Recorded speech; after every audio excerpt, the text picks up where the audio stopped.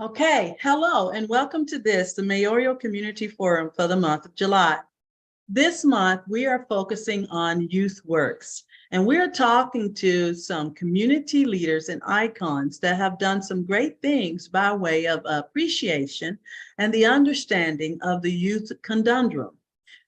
There has been a lot of work on the ground in Prince George's County, as well as other counties across the state of Maryland, as well as the nation, to address the disenfranchisement that has happened in the lives of our children. COVID-19 and many other like issues have occurred in the lives of our youth that have forced them, unfortunately, to grow up way too soon. This community of leaders is taking a stab at what we, as parents, teachers, and community leaders, need to understand relative to our young folks, and also what programming is on the ground to help bring a better tomorrow and a better understanding relative to the young equation in the state of Maryland. I am happy to have with me the wonderful author, Dr. Dennis V. Humphrey. Dr. Humphrey has stated that we are not equal. And in stating that, he's actually crafted and created a book. It is The Factor of Years 6, 7, and 8. This book looks at the first 21 years of life and determines the aftermaths of one's relationships and even social acceptance, successes, and failures based on that time frame. I think these periods are the cornerstone, as you state, Dr. Humphreys, of our personality, as well as the influence of our conscious and our subconscious. We are excited to have you on with us today. I also welcome to this platform Dr. Gloria Crosland. She is the Senior Virginia World Over 60 2023 reigning queen. She is also the CEO of the Mr. DC Foundation. It is a volunteer program that brings young men from across the DMV and have them actually work in the community as a part of the platform of changing dynamics on the ground. Welcome to you, Dr. Gloria Crosland. Also, she's with Fox 5 and Life Stories with Dr. Gloria Crosland. I am pleased to have with me also the Mr. Walter Kirkland. Mr. Kirkland is the president of the 100 Black Men of Prince George's County. He hails from Mount Vernon, New York, and he is also a gentleman that works and was a 4-year All-American track field athlete. Yes, so yes. He brings a very unique appreciation to this understanding of our youth from the sports programming. He's also been working with the reigning wonderful Mr. Ken Harvey on some programming that can change the dynamics in our youth. He has worked on several high-profile sales management roles, as well as broadcasting. Thank you so much for being with us, Mr. Kirkland. Thank you, Mayor. Now, I also introduced to you, and many of you know, that the wonderful Dr. Samuel Jacobs Abbey. Dr. Abbey is the president or the director, if you will, of the Global Diplomatic Council, envoy to the United Nations, and the Jacobs Abbey Global Institute for Leadership Studies. He has done so much by way of being the director of International Center for Conflict, as well as looking at gender equality. He's also looked at the protection of our children as evidence throughout his career. Dr. Jacobs is a phenomenal crafty artist who's written 3 books relative to the appreciation and the understanding of our environment and the impacts and how we appreciate and understand ourselves. We will allow him to take us on this journey of self-exploration as we bounce these wonderful panelists against the question, youth works. How can we make a difference? And when we make a difference, how will we know that we have arrived? Welcome to you, Dr. Jacobs Abbey. So now, without further ado, let's answer that question. And I know, Dr. Humphreys, you have your book right now out on Amazon. Let's start with you because you talked to the very first start of life in these young lives from 6 to 7 to 8, that impact of self-awareness. Tell us about one of your what's your theory behind this book? Okay, and please let me know if you can hear me well enough. Perfect. Okay, excellent. Well, the foundational premise is that we each develop a personality construct. And those constructs, I believe, foundationally are our principles, ethics, morals, and beliefs. And for many of you, even those listening, will easily recognize that the majority of times when you make a decision or you make any choices, you tend to reference your morals, ethics, beliefs, or your principles. And dependent on what those are, you decide, choice A or choice B. Well, children, one of the fortunate things, and maybe unfortunate things as well, is that until the age of 3, most research will say that a child does not have the ability to create a conscious memory. It doesn't mean that they don't have memories. They are just unconscious, and they don't use those to leverage or facilitate change in their lives. So many are really a function of their external environment. And usually for children 0 to 5 or birth to 5, it's their parents, it's those significant people in their lives, even siblings, that demonstrate what the world is supposed to be and how the world is supposed to act or react or respond to us. And subsequently, because they are looking at these figures, their understanding, even their blueprint for how they're supposed to engage with this environment we call the world, is already defined for them. And so when we see someone smile or someone laugh, that child looks at the environment and associatively says, oh, that's why you laugh. That's funny. That's whatever it's supposed to be.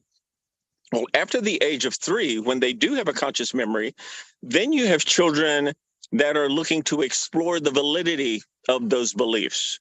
If I laugh and I didn't get the result that I got from my parents, is something wrong? And more importantly, is something wrong with me? And so, as the Jesuits said, and they've said it for hundreds, if not thousands of years, give me a child until the age of 7 and I will show you the man. Well, the idea is those first 6 or 7 years are precursors. They're really blank slates that we as parents are writing on. And that child really doesn't have any input. They may have a reaction or they may have a response, but most of the inputs are external. So our children today, if they are influenced early in life to be positive role models, or if they are just as equally conditioned to be positive or negative role models, that becomes their norm. And if the necessity in my life is in order for me to achieve something, I have to take from someone else. I have to make someone else feel bad. I have to subjugate someone else in order to make myself feel better. Then that's also going to become the norm for them when they become 7 to 12 or 13 to 18. And I will say this quickly because I know we have other guests, but from 7 to 11 or 7 to 12, the social acceptance now, I believe that I'm supposed to behave positively to gain friends or associations. Or if someone has taken my power away, again, in that parental relationship, then I have learned that in order for me to succeed, I have to take something from someone else. And by the time they become 13 to 18, which is the third phase of this, that has become now the fundamental constructs of their personality. And so when they decide, oh, someone has made me angry, then my response has to be to take power away from them.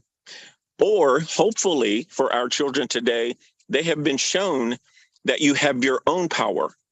And through those 3 phases, if they have learned the benefit of those, then their morals, ethics, benefits, and principles should align with those things that are positively associated with living what I will say is a good life, right? Okay. And so that's the actions around that.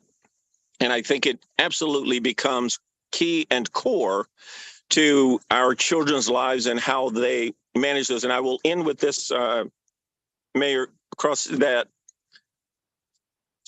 2009, Facebook became normalized.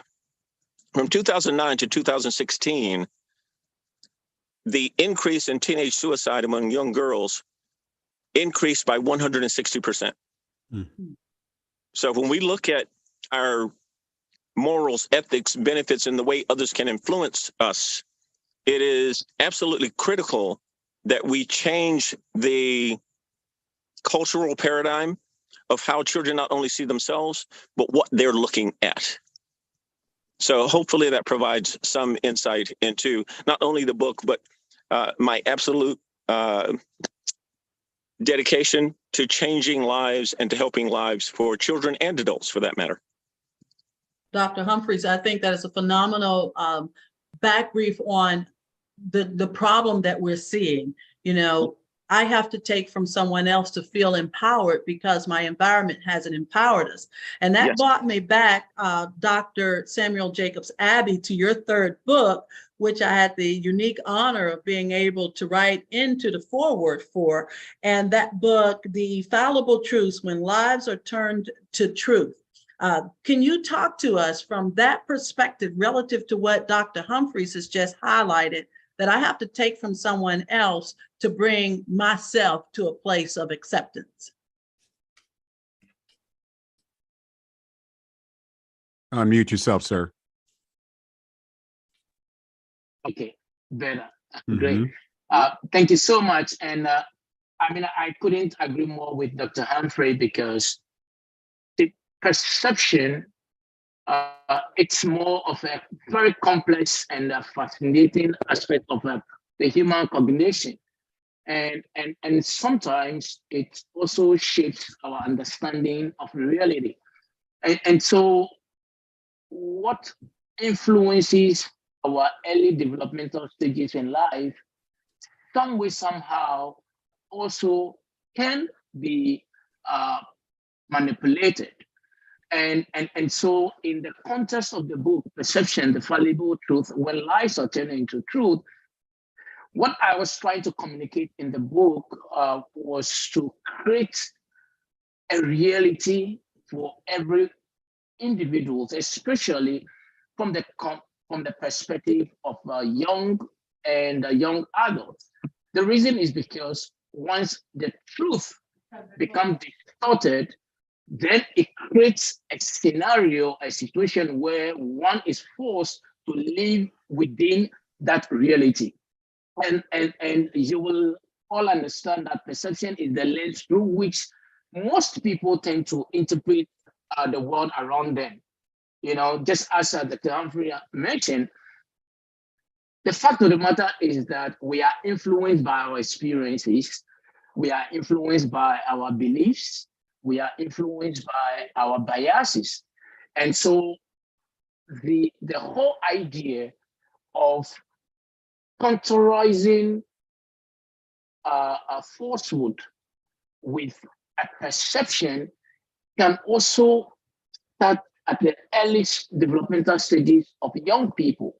You realize that our mind, the mind in itself, strives to make sense of vast amount of sensory data we encounter. So like you make a reference to social media, make a reference to Facebook, make a reference to Instagram, all these things that one gets exposed to, unfortunately, helps in creating or shaping the realities for these individuals. And unfortunately, again, most of the time, it ends misleading and creating false narratives for people, especially those who do not have the actual truth. And so, in a nutshell, the book is basically to bring the reality of how perception can easily be manipulated and to control our lives. Thank you. Thank you so much. And Walter, Mr. Kirkland, you have been working with youth now for years. Yes. Honestly, talk to us about the truths that you see and what these two doctors have now taken as their life study to understand this concept of perception. I mean, you've actually seen this in your full lifestyle as well. It gives me chills, to be honest, Mayor Cross. Thank you for putting this together. And Professor Jacobs and Dr. Humphrey, unbelievable what you just said. We have a saying with the 100 Black men, what they see is what they will be. I'll say that one more time, Professor. What they see is what they'll be. Now, what reason why that's so profound, most of what you guys just said, kids will emulate what they see, your voice, your tone, your delivery, and they mirror it from age 3 on. A lot of the young people say, Mr. Kirkland, your voice is so commanding. Where do I go and what do I have to do? So I think what we have to do, what I have found, Mayor Cross, over the years, to what Dr. Humphrey was saying, if you don't get these kids before 13, and Professor, I'm sure you will agree, you can't catch them at that time. Would you agree? What happens in terms of social media influences, they're overstimulated, Mayor Cross. They have so much on social media, TikTok, they have Facebook, Instagram, and you know what it is? It's almost like that's their best friend. This is why the suicide rate is so much higher. You have to be in their grill, as the young people say, every single day. You have 2 children, Mayor Cross. If you're not in their grill, they can make one bad decision that will change their life forever. And it's not what you say in life, Professor, it's how you say it. Because kids are listening. And Mayor Cross, you know, a lot of times we think they're not listening. They are listening. This is why you have to be very clear in your messaging, from what you do, how you interact with your family, your husband, your friends, because they are watching. We're not even talking about sexuality. I'm sure, Mayor Cross, you're going to bring that up. I have kids. One day their hair is green, Mayor Cross. The next day their hair is pink, and these are boys. And then the next day, Mayor Cross, they have black fingernail polish. That's the new thing now, Professor. They put polish on their nails, and these are men big as we are. I don't understand it. So to what Dr. Humphrey was saying earlier, we're in a very, very crazy state right now. We have to rescue our babies. We have to show them, like, what you see is what you be. It's so critical to have that interchange, to have these resources, because I think we really got to start, like the Dr. Humphrey said, at age 3, and you really got to be in their lives. The problem with the Black community, Mayor Cross, as you know, is resources, education. A lot of adults that I have with the parents, Mayor Cross, can't keep the light on. Or guess what? Mom's in a crackhead. Dad's in prison. They're being raised by one parent. Mr. Kirkland, this is the kids. I'm serious. I may not live past 21. So why does it matter? It just blows me away, gentlemen and ladies, of where we are. This is a call to action. If we don't change this, we're in big trouble. So we got to do more of these type of debates and discussions, but we have to get organizations like the 100 Black Men, the 100 Black Women, and other organizations to get involved with these youth. And we got to have very constructive programs. I want to thank you and your leadership, Mayor Cross, for what you do with your community in Glenarden. Continue to keep the kids busy, but you got to engage them early and often. Hope that wasn't too long. No, it's perfect. And with that, Dr. Crosland has been with me on many of these journeys of us trying to build community opportunities for our youth, as well as connecting families and bringing our senior community back into the fold. Because, you know, Miss Virginia World, over 60, she has been a tremendous asset to me as a mayor, understanding that senior community. And remember, when we grew up, it was the seniors in our community that helped raise us. And it didn't matter if Miss Barbara was your mom or auntie. Miss Barbara was going to take care of business, and she was going to tell your mama, I did it. So Miss Barbara was respected enough in the community by everyone that you didn't cross her. Your mama respected her. And if she spanked you, your mama spanked you when she got home, because you made Miss Barbara have to spank you. So, I mean, you know, we grew up in a different time. And I know that isn't grammatically correct or communicatively correct now times. Dr. Crosland, talk to us about you have your studies in health administration, and you have seen your share, particularly in the communities. And like I said, serving in the streets with me. How do you feel from that senior perspective, looking into what we've just started talking about, the problem that our youth are facing with their self-identity and this cultural gravitation to this dynamic change? Well, thanks for the question and thanks for this platform. And yes, I do enjoy working in the community with you and with all of the other presenters.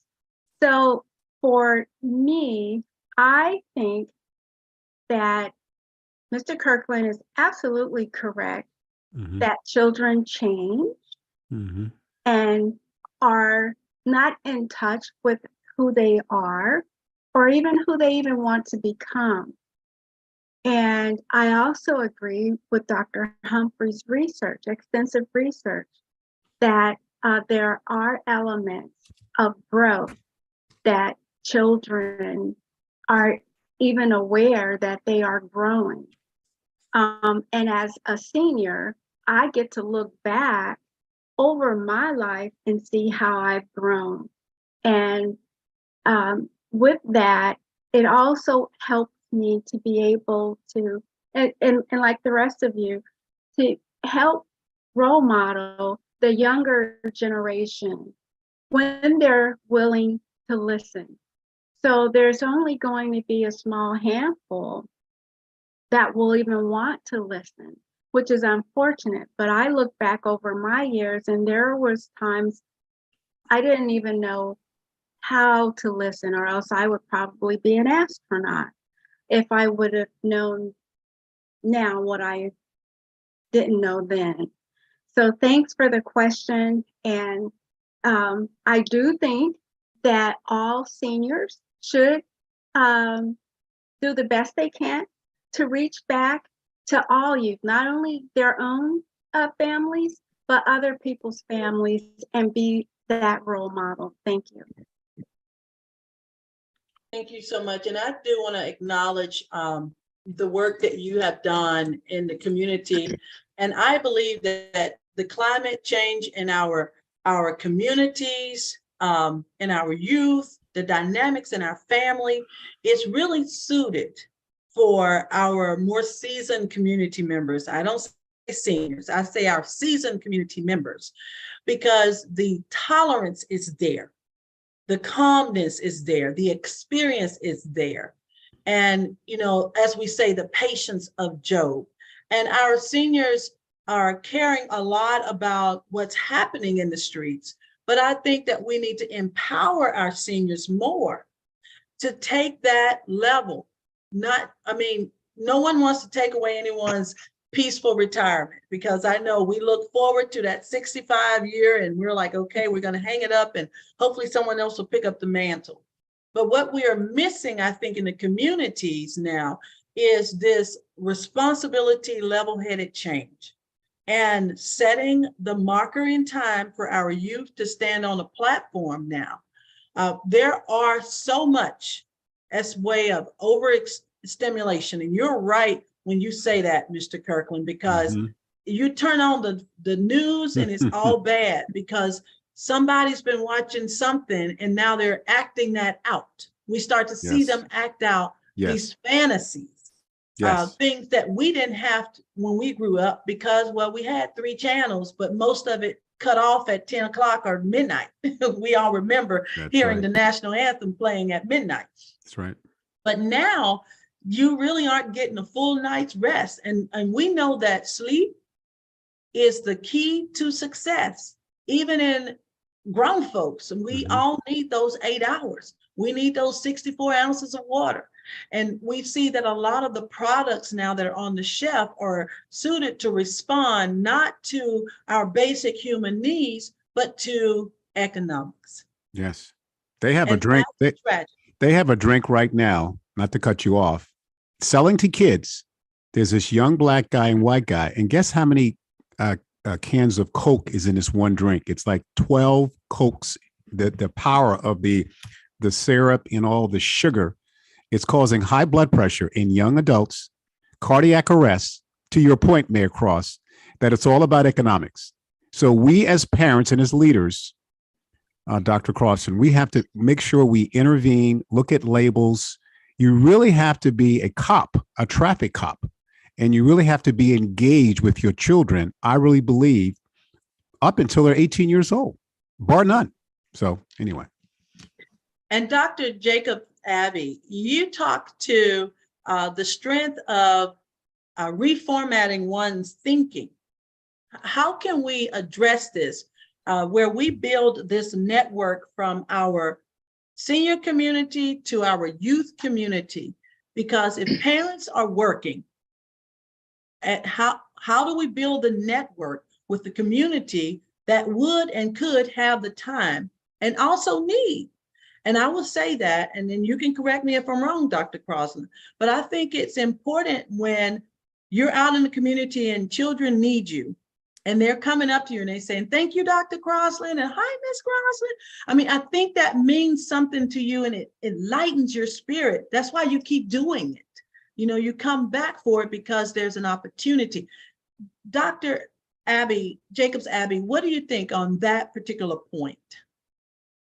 Well, to be honest with you, I think that every parent, every adult needs to make time. You see, I always tell my colleagues in the office that the money is important, but it's just a byproduct. The focus should not be on money. Otherwise, we will, create a huge gap, and which will come to bite us in the near future. The problem is that most adults, what do? When we have children around us, we will give them iPads and give them our phones. The phones and the electronic gadgets suddenly becomes the babysitter so that we can have time to do other things. Now, do we even pay attention to the things that pops up on social media? For instance, we having this conversation, I guarantee you by tomorrow, all of our phones will have AI sort of information on our phones talking about children, talking about community advocacy and all that, because that is where the world has gone to. Unfortunately, in this age of misinformation and propaganda, the manipulation of perception has become, alarming in a prevalent way. And so the onus lies on us as parents, as individuals, as people that these young people look up to us in the community to ensure that we take advantage of the fact that they look onto us for direction. I always tell my staff that the beautiful thing about a child and parent relationship is that the child believes that the parent is a superhero. When your child, says, hey, daddy, mommy, I needed a Lamborghini Countach, or I need a Ferrari. Now, whether you have the money or not, they assume you are capable, meaning they look up to us. And so how do we take advantage of the fact that they look up to us for direction? One of the things that I believe, to answer your question, Mayor Cross, is that we ought to speak truth to these young people all the time. When we speak truth to them, they grow up knowing that truth is important, because by repeating lies in their mind, or they getting exposed to other unorthodox behaviors, and unfortunately within our society, unacceptable behaviors suddenly have become acceptable social behaviors. And so these young people look at it and they think it is okay. But you and I know it is not okay. It is because they are getting exposed to the world. And if we don't do a good job, the problem we're going to have is that the world will take absolute control of them, because the world is after them. And so I always want to challenge parents. I always want to challenge adults to ensure that, just as the good old statement in the scriptures, that let your light so shine before men that they may see your good works and follow him. So sometimes our behavior, the way we speak, the way we react, our emotional intelligence, our connections and opportunities, these young kids look at it at all times. And so suddenly you see them behaving like you do. And if you don't put up a better perspective for them, they will end up becoming like you. That is the reason why I am so excited to be part of a program like this, where we get opportunity to talk, to share ideas. And after we have talked and we have shared ideas, what next? How do we carry these messages to those who need it most? And this is where our collective efforts come to play. How do we get these young people to understand that we live in a different dynamics and we live in a different world? One of the things that I would say, probably the last thing I would say so that others can come in, I always mention to my team that as a leader, you must be closer to your team in order to understand them. But at the same time, you must be far ahead of them so you can lead them. In that context, it is very important for us as people, as community leaders, to ensure that we understand the dynamics within our communities. Like Mr. Kirk said, if we don't understand the people we are leading, they will play a faster one on us. Because I always tell my children, well, the good thing is that where you are, I have been there. Where I am, you haven't been there. And so they need to understand the fact that our experiences and the mistakes of our time should not be repeated. But because we are far ahead of them, we can also provide them good directions. So I would say that that would be a very systematic approach in answering your question, Mia Cross. Fantastic. Thank you so much. And we are not tied to the lies any longer. And I thank you for calling us as parents out, because one thing that I talk to my husband about all the time is we have like much, much more than our parents gave us. And as a result, we think that we need to give much, much more. But the truth is, you know, I've even been hearing this from various community leaders, you know, don't give them too much. And it takes a minute for you to recognize what that really means. Because if you've never had to want for anything, then just like Dr. Humphreys was saying, if you never had to want for anything, you're going to take it to have it if your parents say they can't provide it. And one thing that you highlighted on, Dr. Jacobs Abby, is no parent wants to feel like a failure. No parent. And so, Dr. Humphreys, you came online for a minute, but you talked to us about our environment and our culture.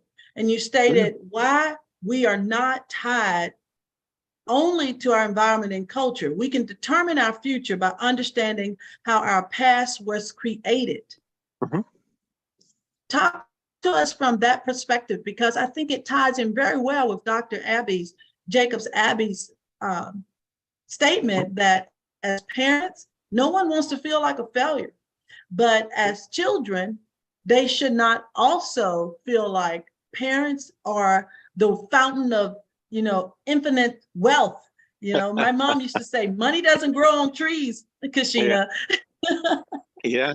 Well, I'd like to leverage something that Mr. Kirkland, as well as Dr. Jacobs Abby said, because I think it fits perfectly. I mean, if we were weaving a quilt right now, you'd have some very strong cloth to add to that. I will start with this, and it's what you just talked about. Teaching children to achieve resources does not make them resourceful.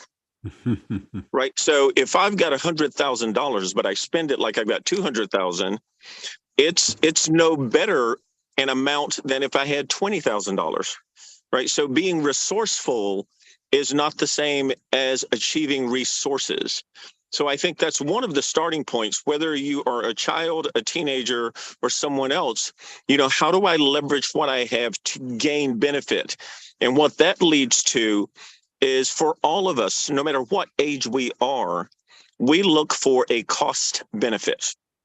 So if you are an older person or a younger person, one of the reasons that I think people admire Dr. Crosland and Mayor Cross, as well as Mr. Kirkland, I think is because they see a benefit to that engagement, that interaction. However, if the benefit is short-lived and they only see cost associated with that interaction, that engagement, even that effort, just as anyone else, we avoid cost and we accept, or we will navigate toward benefit. If I see that there's value for me, then I'm willing to participate. But if I think the cost is greater than the benefit that I'm going to achieve, then it is less likely that I'm going to participate. So when we talk about adults reclaiming their neighborhoods, or adults looking back to help children, we can't just say this would be good.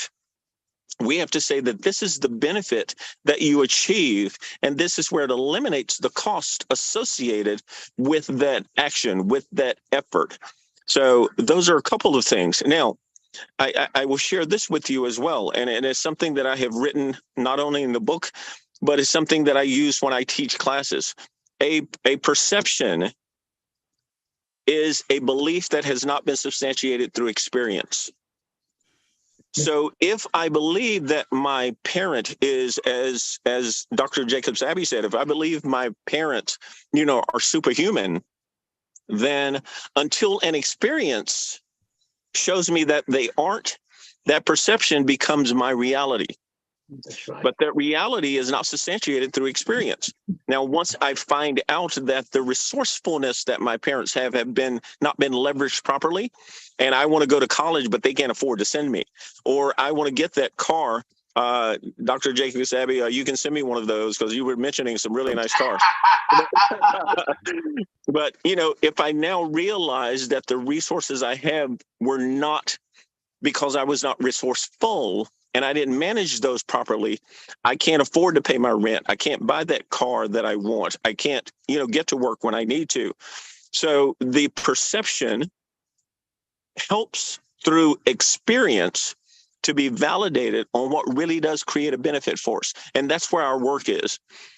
We have the fortune, as you said, Mayor Cross, we have the fortune of having had parents that led us into journeys that allowed us even to be on this call together. Well, as a result of that, now I see myself as someone that has gained the benefit of my parents' resourcefulness, right? The benefit associated with that. And if I share that with a child, I can't say, well, this is how I did it, and this is why it works for me, and it'll work for you. As you all know, we are individually different. I mean, even identical twins have different genetic structures in their DNA. So none of us are ever going to be alike, which is one of the reasons I say we are not equal. However, we are all even. I can have the capability to create great works, but they don't have to be your works. You have the ability to create great works. We are even in the talents, abilities, capabilities, and potential that God has given each of us. It's this emulation or this comparison to others that tends to become the debilitating factor, right? Oh, a LeBron James makes $900 million playing basketball, so I need to play basketball like LeBron James. You are never going to be LeBron James. The reality of that is that I should leverage the strengths that I have, acknowledge the weaknesses that I have so that they don't become barriers. But I am even to anyone else because God has given me the ability, capability, and potential to do all of the things that I am capable of. And what I won't say I abhor, but I dislike, is when someone tells a child, you can be anything you want to be. You cannot. What you can be is the best person that you are capable of becoming. So when you tell someone that they can be anything they want to be, when they can't be that person, then they feel like they have failed. Well, that's not their fault. We've been set up. And that conditioning factor that I talked about from 3 to 5 and from 6 to 12 supports that. If you condition a child for their own capabilities, their own abilities, and hone those, because a child doesn't know, we have the ability to hone those. And, one of the areas is called the zone of proximal development, which simply means that we each have capabilities that once we master those capabilities with some kind of learning, training, modeling, then I have the ability to take another step. But if I don't have that modeling, that influence, that capability, then it is also very easy for me to believe that I don't have capabilities beyond where I am. And in order for me to achieve even personal satisfaction, I have to emulate someone else. I have to be what someone else wants me to be. I have to do what other people are doing, right? It's as simple as if I don't have this innate belief, right? What Maslow calls my own, his fifth level is my, and I'm going to go through them very quickly, right? My basic needs, my influence, my relation, my self-esteem. That if I don't have self-esteem and I don't believe in myself, then it is going to become much easier for me to believe in what someone else says that I should be. And that can lead me, it can lead to success, right? But more often, or just as often, it can also lead to this belief that when I don't achieve comparative success with someone else, that I have failed. And as with anything else, if I believe that you are the core of my success, then that means that every time you change your view of what success is, I have to change who I am, right? So if we're going to change children 0 to 5, if we're going to change them in their social acceptance, this non-reliance on social media, Facebook, TikTok, those kinds of things, and grow that self-esteem, the self-image, and for some self-actualization, then it has to be based on what they are capable of. And we nurture that so that it aligns and interacts with those around them. My strengths don't have to be yours. If you bring your strengths, maybe that will offset my weakness. If I bring mine, maybe I will offset yours. That's the beauty of the community. And that's where the learning happens and changes the personality constructs of what we really believe define us. So I hope that helps. Oh, Dr. Humphreys, I think we could listen to that all day long. All of us are celebrating, everybody with a child, without a child, serving children. You. Like, oh my God, preach. Yeah. I mean, honestly, that's where we're at. Thank you so much. And then bringing back to our, remembrance, Maslow's hierarchy of needs. And at the top of that, of course, is the psychological aspects of food and clothing, safety, job security. That matters for all of us as well as our adults. Love and belonging of the friendship, esteem, and self-actualization. Dr. Jacobs Abbey, you have another book, and that book is Mastering Adversity, the Strategies in Overcoming Life's Challenges. And in that, you have a quote, and I'm going to state it. And you said, the greater the difficulty, the more glory in surmounting it. That's right. Speak to us. I haven't heard this wonderful, eloquent statement of the dissertation of Dr. Humphreys. I mean, with that quote, tie it all together, because you're talking about transcending yourself from your struggles. Tragedies are not tragedies, they're growth opportunities. And Dr. Humphreys, I believe in what you say. I teach my children, I'm going to make you the best you can be, because I do know we're all like zebras. No two of us are the same. That's Dr. right. Jacobs Abbey. Thank you very much. I mean, Dr. Humphrey, you are just amazing. And you're absolutely right. Because you see, one of the things that we need to understand and to teach the young people around us, even adults, to come to the realization that life is a process. It's a journey. And there are no failures in life. They are all experiences. Until you experience a thing, you cannot emphatically speak about it, because it's your experience determines your perception about a thing. And so in the book, what I try to narrate in the book is to create that reality for people to understand. that the fact that, for instance, Dr. Crossley, everybody calls her Dr. Crossley, Miss Virginia, but what they didn't realize is that at midnight, when everyone is asleep, she's busily learning to be ahead of everyone so she can be more influential.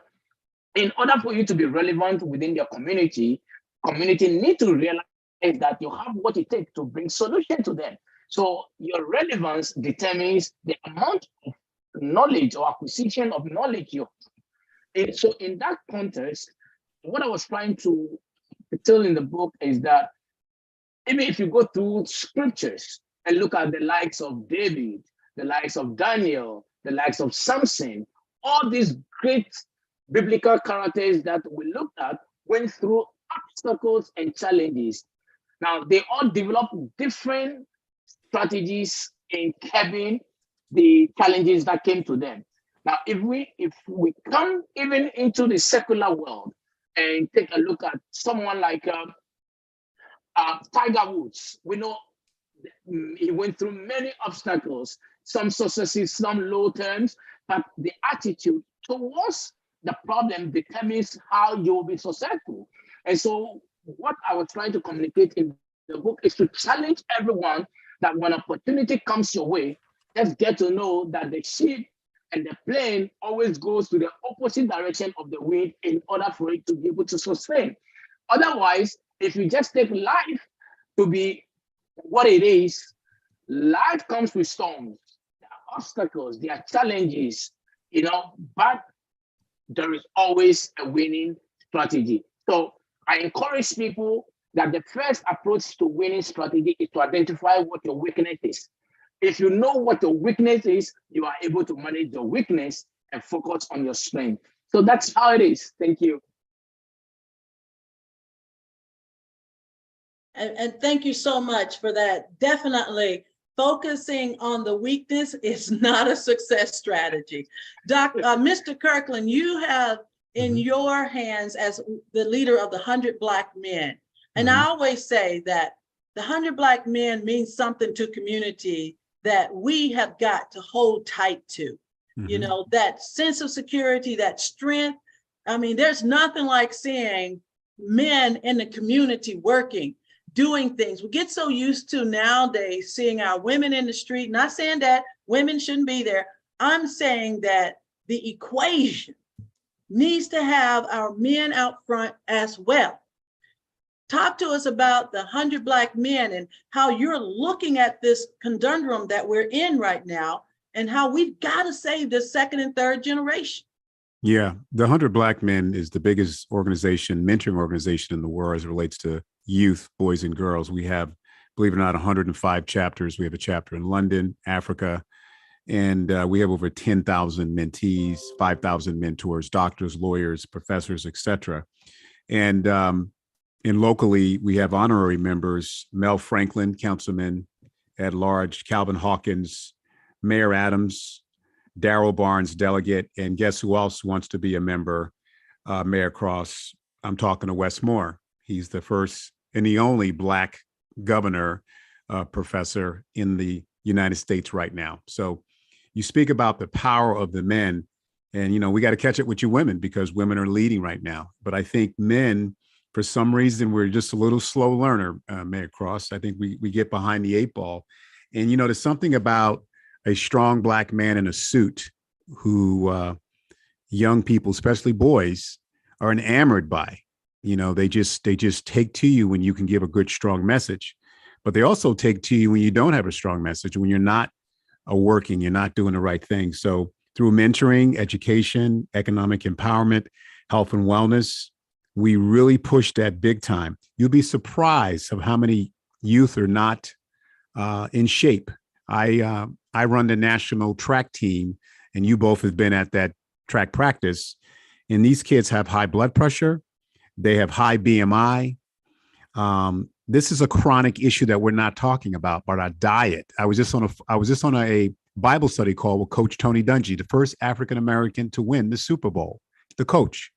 I'm on his Bible study. And guess what we were talking about, Mayor Cross? The same thing: youth, diet, leadership. And then what about the spiritual component? See, this is what we're not bringing in, Professor Abney. We got to get that spiritual component. Now, we were talking about how do we find a hybrid model with TikTok, social media, IG, to get these kids more spiritually entrenched at a young age. Because if we don't do that, then it's just all over the map. Now, everybody doesn't believe in God, but people believe in some higher power. Wouldn't you agree? So we have to find a way in the new age. If we bring that spiritual component in at a younger age, I really think we can get some positive change. These kids are off the charts in terms of sexuality, drug usage. Now marijuana is legal. Sexuality. Well, you know, I don't want to be a boy. I don't want to be a girl. Some of these boys bigger than me walks like a girl. I'm like, young man, shake my hand and look me in the eye and put the phone down. We really have a chronic, scary situation that the 100 Black Men is really trying to make a difference. And we're doing it strong every single day. We have a Saturday Leadership Academy. We meet the first and third Saturday. We have guest speakers. We have a boys read program. The biggest problem we also have is young people not opening their mouths, like you, Mayor Cross, you and I, and even Mr. Humphrey. You have to open up your mouths. People have to understand you. Mayor Cross, people give you literally, because I'm a PR media guy, they literally give you 20 seconds to say, Dr. Crossland, do I even want to talk to Dr. Crossland? Do I want to talk to Mr. Kirkland? Is he saying anything? I teach these young people, like I talked to your daughter, which, by the way, I got to follow up on. You got to have your own elevator speech, who you are, why you're here, and why you're important. If you do that with these young people, along with bringing that spiritual component and some of the things we're doing with the 100 Black Men and also what Professor Abney was talking about and Dr. Humphrey, we can make a change early and often. But I think even the sense of urgency, when I was young, my first job was pumping gas. I was so happy to make a little money every week, smelling like gasoline. Now, these kids think the money's going to fall out the sky. They think they're going to develop an app, right, Mayor Cross? And all of a sudden, all this money's going to fall in my hand. You talk about lack of sense of urgency, as Dr. Humphrey is smiling and putting his finger up. These kids have to create their lacking sense of urgency. Like, Mr. Kirkland, how can I help you? Well, my second job, guess what? I was a caddy, and I would give the guy gave me $20. Mayor Cross, I almost lost my mind. $20 back in 1976. That's a lot of money to a Black boy who's on welfare, who was hungry sometime and didn't have all his meals, Professor. So I think we got to go back to the bare basics, a spiritual component, the engagement, and understanding what sense of urgency means. It ain't, they assume that mommy and daddy's going to drop money. That we never had that, Mayor Cross. We were like so grateful. So I think that's what the 100 Black Men does, that we reinforce with our national conferences and locally every single day. Thank you. And you're doing a fantastic job. And I'm so impressed every time I talk with you, Mr. Kirkland, about how you all are moving in the community. You know where my heart and passion lies, and that is with the family. And the family component is made up of the adults as well as the children. Yes. It must be. And Dr. Jacobs Abbey, you have a third book, and I'm going to tell you, he's been busy. He's about to write a fourth novel here as well on us, but it's called The Perception of Physician Influence on Healthcare and Accessibility. Now, we've talked, Dr. Crosland, about healthcare and accessibility. We've just built a regional medical center here in Prince George's County. And one of the key things that I was hoping for is to hear something like they do in Disney, right? Everybody that's by Disney World, you get half price tickets. You know, what happens to accessibility to healthcare, these things? And I am so pleased that we're going to have a mental health ward, that we're going to have counselors there that talk everything from cancer to diabetes to the strength of your body and nutrition. Nutrition, never negate the importance of knowledge and nutrition. I've been counseled on nutrition. If you haven't had a nutritionist counsel you just haven't lived. I mean, honestly, the things that you hear from a nutritionist. But I even have a budding, chef here in my house. And one of the things I talked to her about is the importance and knowledge of nutrition. So your third book, The Perception of Physician Influence on Healthcare and Accessibility, tie that into where we're talking about, from nutrition to spirituality, and all of that is physical health. Well, so my PhD was focused on public health policy, and so I take a deeper interest in healthcare accessibility. And having lived in different parts of the world, I get the opportunity to do some level of comparison to see how much of access do we have. Because there's a global perception that there is access in America. And so I try to compare the United States healthcare system, the British healthcare system, the Canadian healthcare system, and the German healthcare system, and of course, some African countries' healthcare system, just to have a better perspective of access. Now, I was shocked from my research, and this is purely academic book because it was part of my doctoral dissertation. Now, I came to the realization that, well, there's some form of access, but what is the quality of the access? Because if I provide you a system where you can access healthcare, but the quality of the healthcare does not meet the global standard, or does not meet the standard, especially within the Black community and the zip codes. And so then it becomes a big challenge within our community, because there is a perception that yes, you have healthcare, but the fact of the matter is that you have nothing.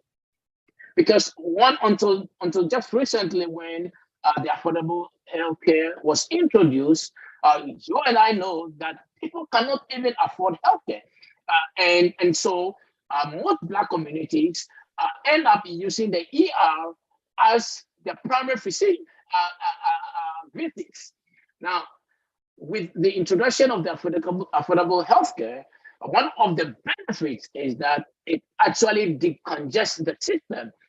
And I also say this, that just as Walter was speaking, I came to that understanding that one ought to understand and appreciate the fact that all these things are interconnected.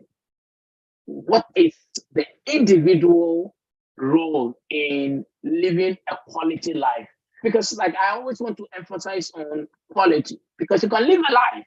You can choose to eat 3 square meals. You can choose to have McDonald's and 1 liter Coke. It's a good life. But what is the quality of life? What is the quality that our society is providing? I'm so happy to hear that a regional hospital has been built in your community. What type of leadership are we providing by engaging other partners to provide quality of healthcare? Now, we live in the world of AI and advanced technologies. How do we outsource some of these affluent healthcare from other nations? How do we get the right caliber of individuals, physicians, allied health, healthcare administrators to run these institutions effectively? But most importantly, how do we hold people accountable? Because I believe that accountability leads to quality of life. And so once we are able to put these pieces together, then we are able to then begin to trust the physicians. Because the reason for that research was to understand, how do people make healthcare choices? Most of the time, it ends up that most people will go to their primary physician and they don't even get the opportunity to seek a second opinion. And so what they are told, they just walk away with. Unfortunately, I don't have a book and the data in front of me, but it's very staggering to understand that the Black communities, especially as part of my research work, they get to the physician, they are told they are diagnosed of a particular illness, and they live with it. They just accept it because they don't have resources for a second opinion. Right. And so it is what it is. And that is one of the things that we need to change. within our communities, within our counties and local governments, we should find resources to give second opinion and additional opinion and other resources to help people make an informed decisions and a better life. Thank you. Absolutely. Thank you. Dr. Cross, I gotta add a comment, because I think which really pisses me off is that if you look at all the liquor stores, the Popeyes chicken, you shaking your head, the McDonald's, the Burger Kings, guess where they are? The density, Dr. Cross, and we're African Americans, aren't, to what Professor was saying, is it's almost like they're creating these health inconsistencies, high blood pressure, and we live with it. Prostates, resource cancer, pancreatic cancer. And if you don't have resources, and we don't have better diets with our children and youth, guess what it affects? Their learning ability. A lot of white parents, because I used to sell medical devices, they give their kids better health care when they're young. They give them different types of medication when they're young for their brain and cellular development. And I know Professor probably disagrees with me. So that, as Dr. Humphrey indicated, that first 6 years is critical in terms of the maturation and the development of the brain. And if you don't have proper nutrition and you're eating McDonald's and McNuggets, it is a bad commentary. So I think we got to stay on the nutrition piece too, Mayor Cross, because that's critical too, because I think that affects retention, longevity. Guess what, Professor Samuel? You and I are supposed to live to be 70. I think it's 75 now, 76. It's a scary commentary that I think we forget about the health in the food and the diet and the alcohol. I want to add that. Yes, sir, Mr. Kirkland. And also children must have that important nutrition that comes from these vital food sources. And that's one of the concerns that I have as a mayor, because during COVID, every child had free breakfast and free lunches, and they gave them a snack to take home for those that didn't have when they got home. And they would share that with their community and their children, other siblings that didn't have. We can't seem to do that as a community now. And that is something that I think economically is worth investing. So in this coming legislative session, we left last legislative session in Annapolis with free breakfasts and free lunches.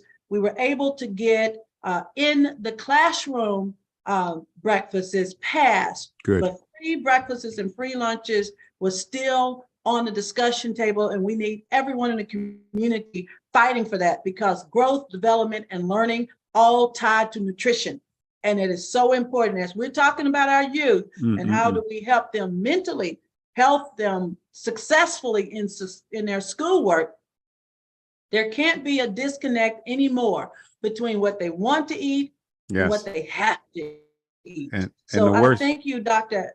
Jacobs Abbey, for bringing that out. There is a disconnect even in our adult community, because you're right, we don't get a second opinion.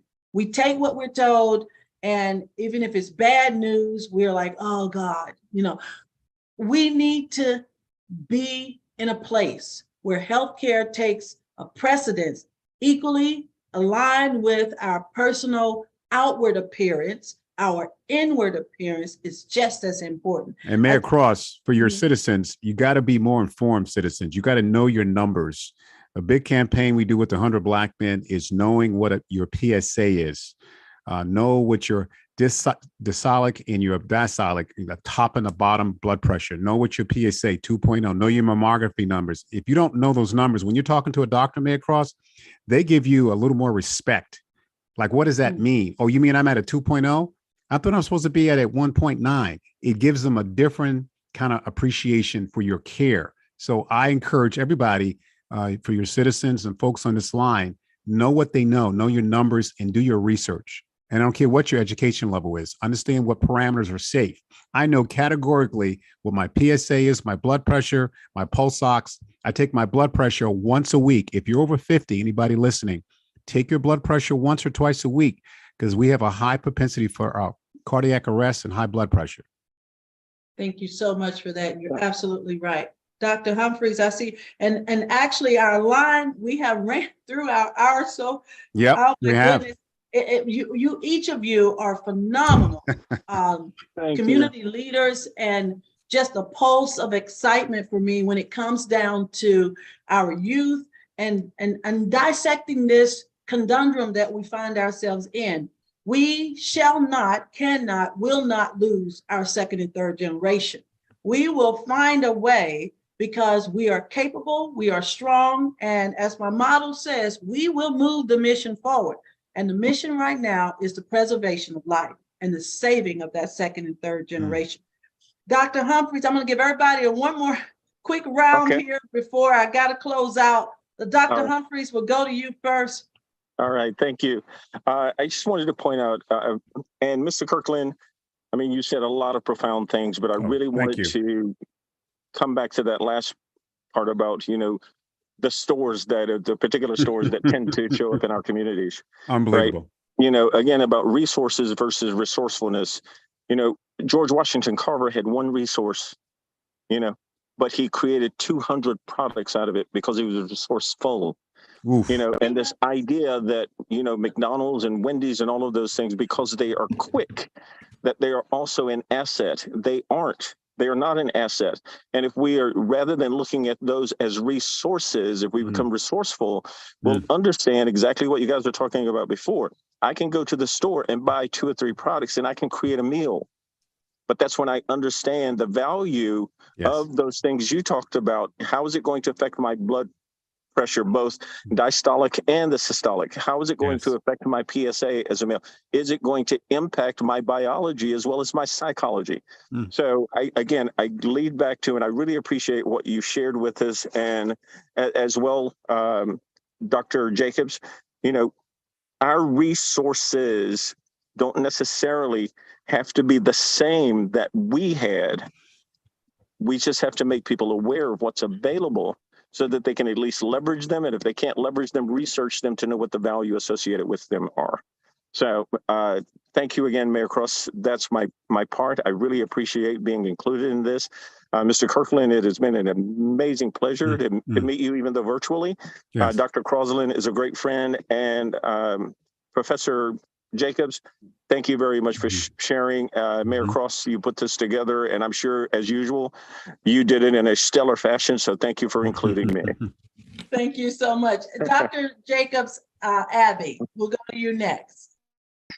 So once again, it's indeed my pleasure to be here. I'm always fascinated by Mayor Cashenna's efforts to bring community leaders together and to borrow her words, move the mission forward. I believe that this shouldn't end here.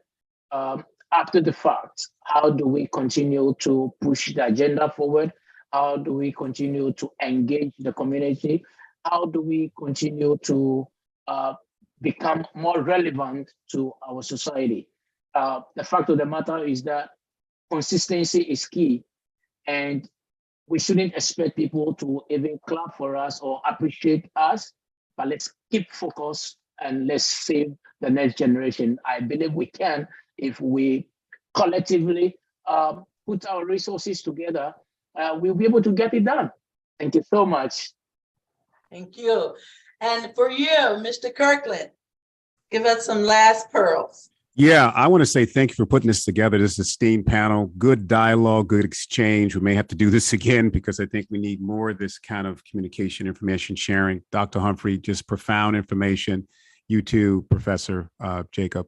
You know, in the words of Stevie Wonder, one of my favorite quotes, we all have the ability. The difference is how we use it. So we have these conferences, we have these panel discussions.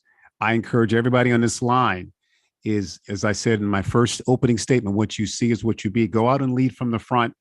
Take a child, take a youth, take an adult, hold them by the hand and show them the way.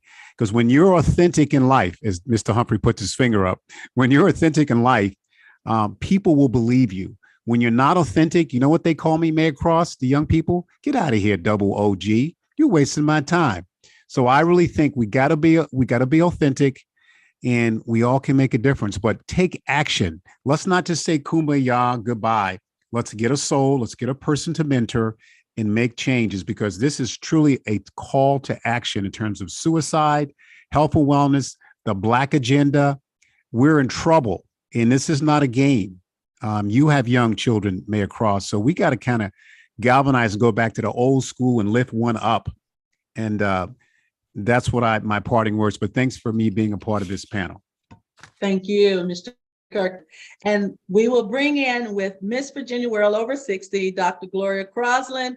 And I failed to mention earlier that she just got back from France and the Nelson Mandela Parlez-vous français? Parlez-vous français? Parlez-vous français? Ah, oui. And I'm so honored, again, always to have you with us by our side as we address the breakdown from the family bonds, you know, the emotional distress that we're seeing in the streets. She is a powerhouse. She has been fighting this, you know, the dependency on social media, but also she's been building her network of young men. You got the 100 Black men of Prince George's County. She's building a network of young volunteering men.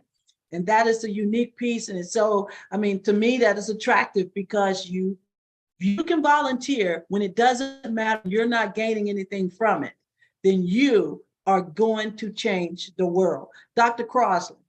Well, thank you again, Mayor Cross. I love listening to you. You give me so many wonderful ideas.